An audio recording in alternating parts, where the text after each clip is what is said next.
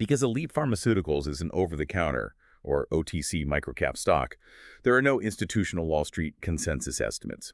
So technically, there is no formal beat or miss for fiscal Q1 2027. Revenue came in at $32.4 million. Earnings per share, or EPS, was 1 penny, basic and diluted. Management provided no formal short-term quantitative guidance. And following the print, the stock reacted poorly, dropping over 13.5% to close around 31 cents. Okay, let's unpack this. Yeah, there is a lot to digest here. There really is. So for this deep dive, we are pulling apart Elite's latest 10Q SEC filing, their earnings press release, and all the surrounding management commentary. Our mission today is to figure out if that 13.5% sell-off is, a massive market overreaction or just a justified panic. Because on the surface, the headline numbers present this massive contradiction. Right, the net income swing. Exactly. You have a stock dumping double digits, yet the company actually swung to a $5.9 million net income profit compared to a $5.8 million loss a year ago. So, man, how does that happen? Well, the disconnect between that bottom line profit and the market's severe reaction, it really comes down to how generic pharmaceutical pricing cycles work. I mean, investors are looking at a 19.5% year-over-year revenue drop. Yeah. They're falling from a record $40.2 million in the same quarter last year. And, the market just hates seeing top-line contraction. But this is entirely a story of pricing normalization. Because Q1 2026 was a massive anomaly. A huge anomaly, yeah. Elite launched its generic version of Vyvanse, the chemical name is lisdexamfetamine, into a market that had a severe shortage. There was almost zero generic competition at the time. Right. Nobody could get their ADHD meds anywhere. Exactly. And when you are the only generic alternative on the pharmacy shelf, your pricing power is astronomical. You can price your product just, a fraction of a percent below the branded drug and capture incredible margins. It's basically the blockbuster movie premiere model. Oh, that's a good way to look at it. Yeah, like on opening night, the studio can charge $20 for the IMAX 3D experience, and the theater is packed because everybody wants to see it immediately. But, give it 6 months, and that exact same movie is playing on standard cable for pennies. Right, yeah. You aren't ever going to replicate that opening weekend revenue surge, even if millions of people are still watching the movie. Yeah, and honestly, the margin decay in generics is even more ruthless than that. Once competitor manufacturing facilities get their own FDA approvals and they start flooding the supply chain with their versions of lisdexamfetamine, the wholesale buyers just force this race to the bottom. Which is exactly what happened here. Exactly. We are seeing the brutal reality of that cycle in Elite's current margins. I mean, look at this. Gross profit margins plummeted from an unusually high 68% down to a normalized 42%. Wow. Operating margins fell from 54% to 23.1%. Income from operations dropped 65% to $7.5 million. The market saw those profit metrics get sliced in half, and they just, they hit the sell button. Okay, I'm going to interrupt and push back a little bit on this narrative, though. Fair enough. Go ahead. Because every management team in the history of public markets loves to blame tough comparisons when their growth stalls. Oh, sure. The tough comps excuse. Right. They stand at the podium and say, oh, don't worry, last year was just an exceptionally good quarter. The core business is totally fine. I mean, we see it all the time. Are we absolutely sure Elite isn't just using the tough comparison excuse to hide a manufacturing operation that is actually losing its competitive edge? Well, I mean, the volume metrics buried in the filing directly contradict that skepticism. Oh, really? Yeah. If their manufacturing operation were actually losing its edge or, bleeding customers, you would literally see fewer pills leaving the loading dock. But despite the revenue falling 19.5%, the overall physical volume of products shipped actually increased by 14.75% year over year. Wait, increased by nearly 15%? Yes. So they're moving significantly more product, just getting paid far less for each bottle they ship. Exactly. And the lisdexamfetamine volume specifically grew by 10%. Elite is expanding its footprint across the board here. They are capturing market share in amphetamine IR and amphetamine ER. Which are the immediate release and extended release versions of ADHD medications for those tracking at home. Right.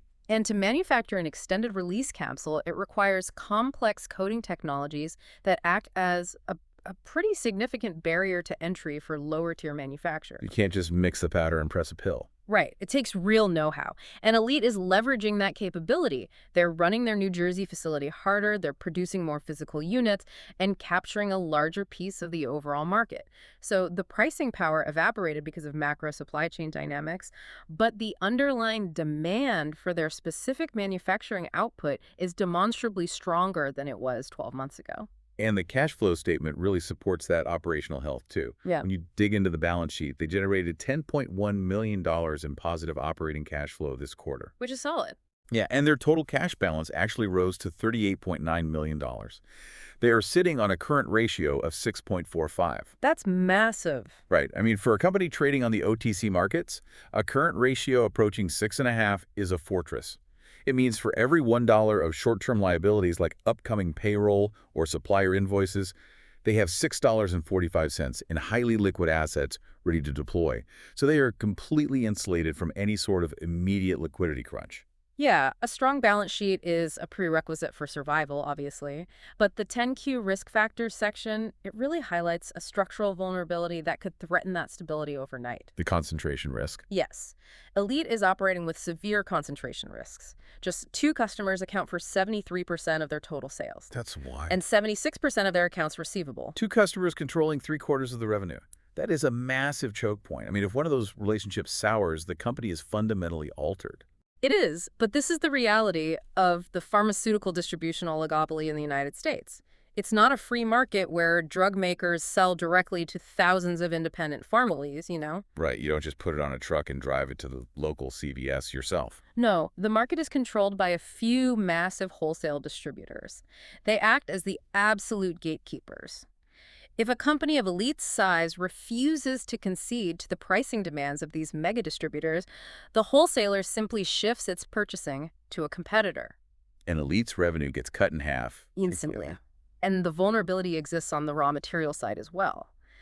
The filings show that 3 suppliers account for 78% of Elite's raw material purchases. So they are entirely squeezed in the middle of the supply chain. You have a 3-headed monster dictating the cost of your chemical ingredients, and a 2-headed monster dictating how much they will pay for the finished pills. Yeah.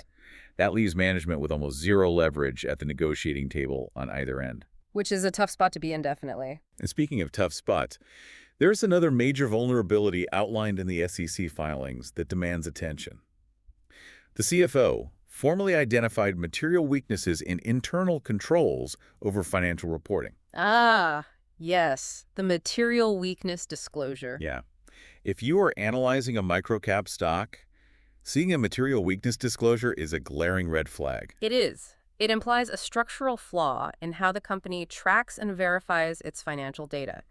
Basically, a material weakness means the accounting systems lack the necessary checks and balances. Right. So it creates this reasonable possibility that a significant error in the financial statements will not be prevented or caught by management in a timely manner. Now, to be fair, it does not automatically mean the current numbers are fraudulent or incorrect, right? No, not necessarily, but it means the internal auditing environment is too fragile to guarantee their accuracy. And when a stock trades over the counter, trust is the most valuable asset the company has.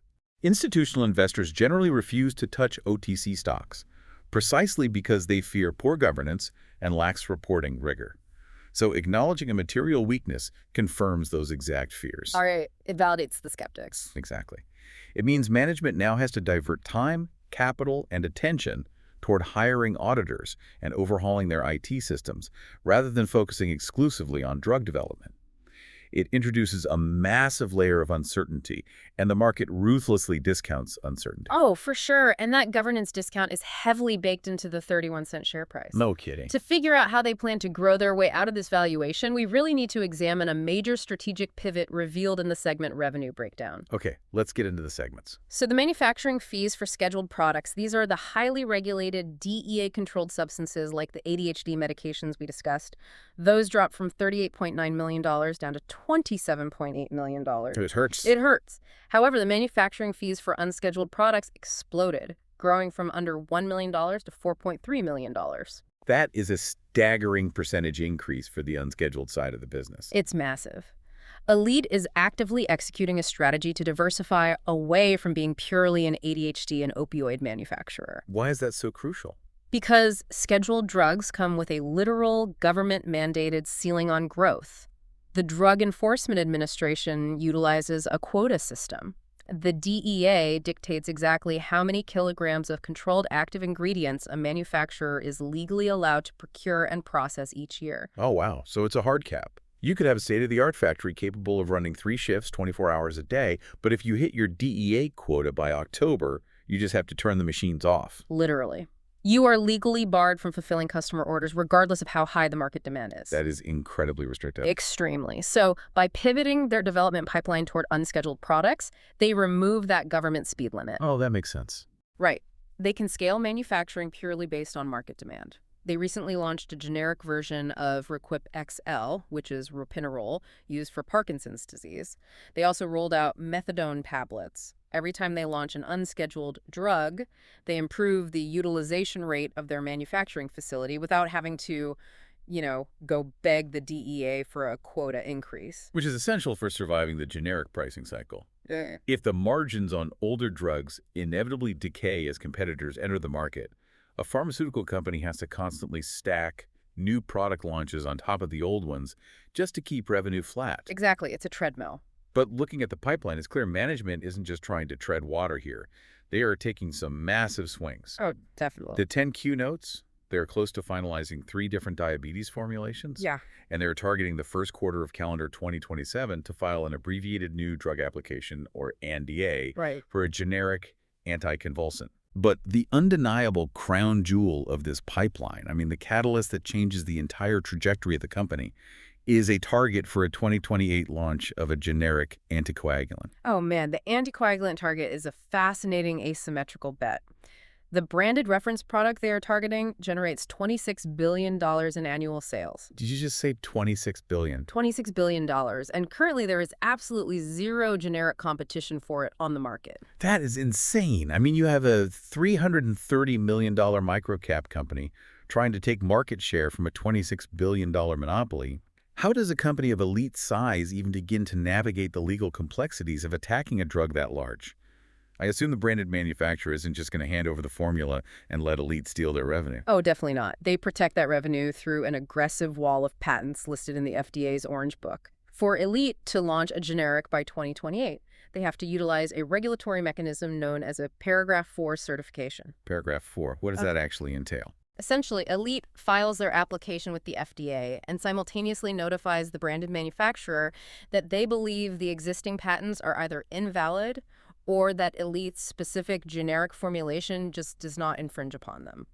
Which, let me guess, immediately triggers a massive lawsuit. Oh, it triggers an automatic 30-month stay of FDA approval. Wow. Yeah, the branded giant unleashes a small army of lawyers to drag the generic challenger through federal court.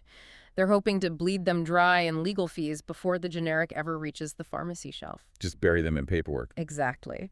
So Elite has to thread this incredibly complex legal and scientific needle. They have to fund the litigation, prove their chemistry doesn't violate the patent, and survive the 30-month delay. But the financial incentive for doing so is monumental. That's the exclusivity window, right? Yes. Under FDA rules, the first generic manufacturer to successfully file a Paragraph 4 challenge and win gets 180 days of market exclusivity. So they get a 6-month window where they are the only generic alternative available. And that brings us right back to the Vivance dynamic from Q1 2026. For 180 days, Elite would be able to price their generic anticoagulant just a fraction below the $26 billion branded drug, capturing those insane 68% gross margins before any other competitors are legally allowed to enter the market. Bingo! Capturing even 0.1% of a $26 billion market would fundamentally transform Elite's income statement. It would be staggering. It really would. It would provide the financial firepower necessary for their ultimate corporate goal. Management has explicitly stated they are targeting an uplisting to the NASDAQ stock exchange by early 2027. Right. They want to graduate from the OTC markets. Exactly. Which is huge because uplisting to a major exchange like the NASDAQ completely changes the shareholder base. Right now, Elite is largely locked out of institutional capital. Yeah, the big funds won't touch them. Right. Many mutual funds, pension funds, and institutional asset managers, they operate under strict bylaws that legally prohibit them from buying over-the-counter stocks. So by uplisting, Elite instantly unlocks a massive pool of liquidity. And if they reach the NASDAQ, they also become eligible for inclusion in various microcap index funds. Oh, true. which forces those passive funds to automatically buy the stock, regardless of the daily news cycle or earnings reports. It creates a structural bid for the stock.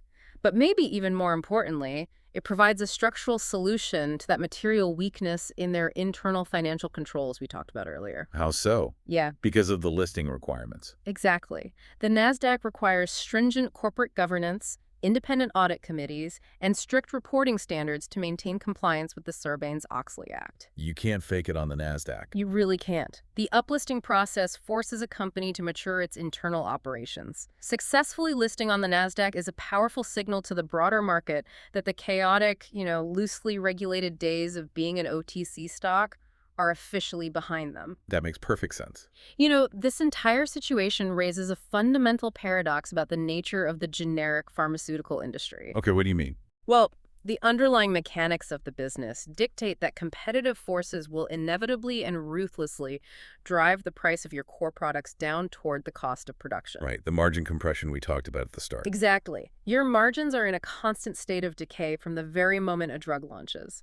Therefore, a generic manufacturer's survival relies entirely on a relentless, never-ending treadmill of new drug approvals, patent challenges, and commercial launches. You can never stop. Never. You have to run at a dead sprint just to keep your revenue flat. So the question you really have to ask when evaluating a microcap player like Elite is this.